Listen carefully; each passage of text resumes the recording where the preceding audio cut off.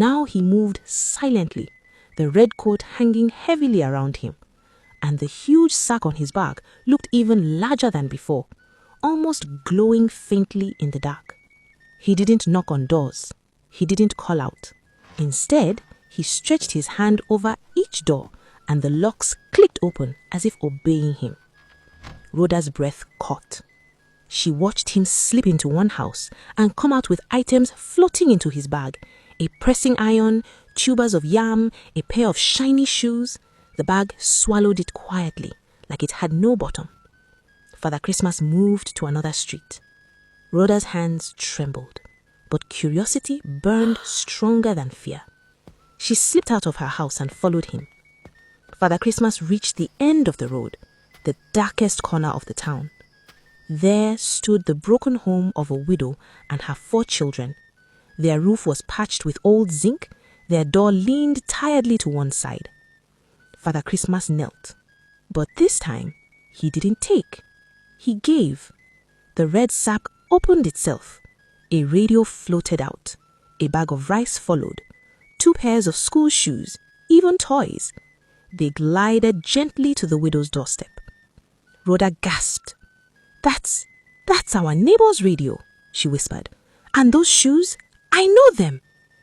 Her heart melted into sadness. This wasn't right.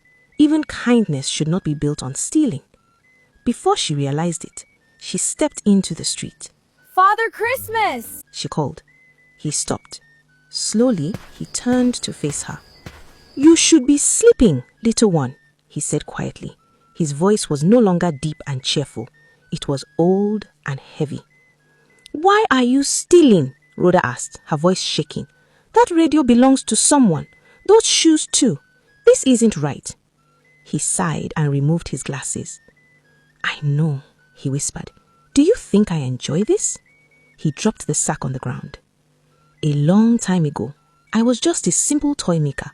I traveled from village to village, giving what I could to children who had nothing." Rhoda blinked, listening. "One day, I reached a very rich town. I begged them to donate, even old clothes, even leftover food, but they mocked me and slammed their doors. That night, heartbroken, I cried out, if only I had a bag that could take from those who had too much and give to those who had nothing." He looked at her sadly. "I didn't know someone was listening. A spirit of justice and mischief enchanted this same bag I carried that night. Now, whenever I enter a town where people forget how to share, the bag becomes hungry. It takes and takes from the greedy and gives to the forgotten. I am trapped between both sides." "Can't you stop it?" Rhoda asked, worried. "I cannot stop it, but the town can. If people choose to share freely, the bag won't need to steal from them. It will only take when hearts are closed. Go home now, child. Tomorrow will be loud. They will look for a thief. They always do." Rhoda watched him fade into the shadows, carrying a secret too heavy for a child. The next morning, the town exploded with anger. "That's my radio, my shoes, my pot. Thief, thief." Voices rose like smoke into the sky. But Rhoda could not keep quiet anymore. She ran to the center of the square, climbed onto an old cement block, and shouted, "I know who took them."